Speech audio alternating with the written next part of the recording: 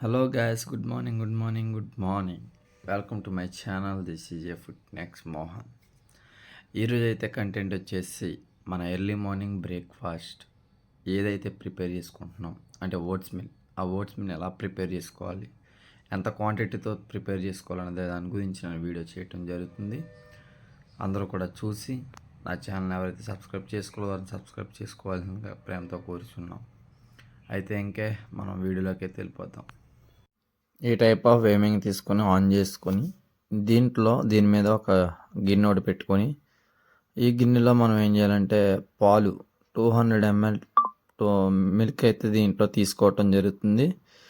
మనం కరెక్ట్గా చూసుకున్నట్లయితే అక్కడ మీద మనకు కొలత కూడా ఉంది. 200 మాత్రమే, 200 వచ్చే వరకు పోసుకొని 200 గ్రామ్స్ మిల్క్ తీసుకున్న తర్వాత మనం ఈ మిల్క్ 200 గ్రామ్స్ మాత్రమే తీసుకోవాలి, అంతకు మించి ఎక్కువ తీసుకోకూడదు. తీసుకుని వెళ్ళి స్టవ్ ఆన్ చేసుకుని స్టవ్ మీద అయితే కనుక ఈ పాలు అనేది కడిపి పెట్టుకోవాలి.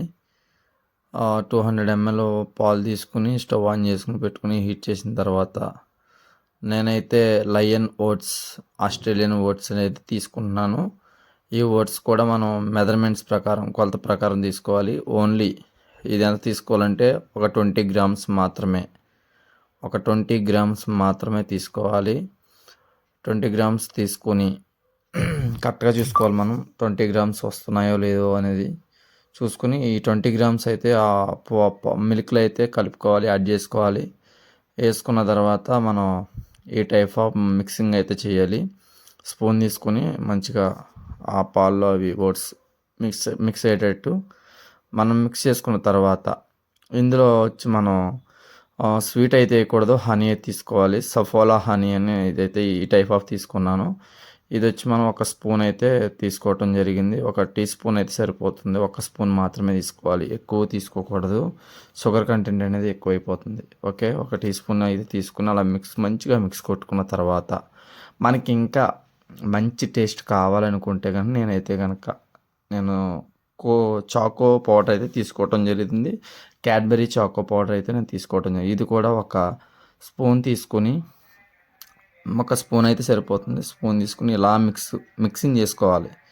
ఇలా బాగా మిక్స్ అయ్యేటట్టు మనం కలుపుకోవాలి. స్టవ్ ఆన్లో పెట్టుకుని ఒక లో ఫ్లేమ్లో పెట్టుకుని మనం మిక్సింగ్ కొట్టుకొని ఈ టైప్ ఆఫ్ వచ్చే వరకు మిక్స్ చేసుకున్న తర్వాత మనం అయితే కనుక ఇలా ఓట్స్ మిల్ అయితే మనం ప్రిపేర్ చేసుకుని ఓట్స్ మిల్ మనం అయితే స్టవ్ ఆఫ్ చేసుకోవాలి. స్టవ్ ఆఫ్ చేసుకున్న తర్వాత మనం అయితే తినేయటం జరిగింది. మంచిగా బ్రేక్ఫాస్ట్ అయితే మన బ్రేక్ఫాస్ట్ ఈ రోజుకి ఎలా కంప్లీట్ అయిందనమాట.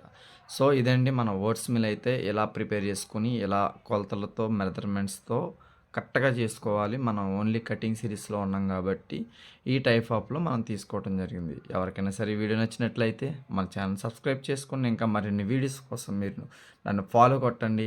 మీ సపోర్ట్ నాకు కావాలని కోరుకుంటూ జై హింద్.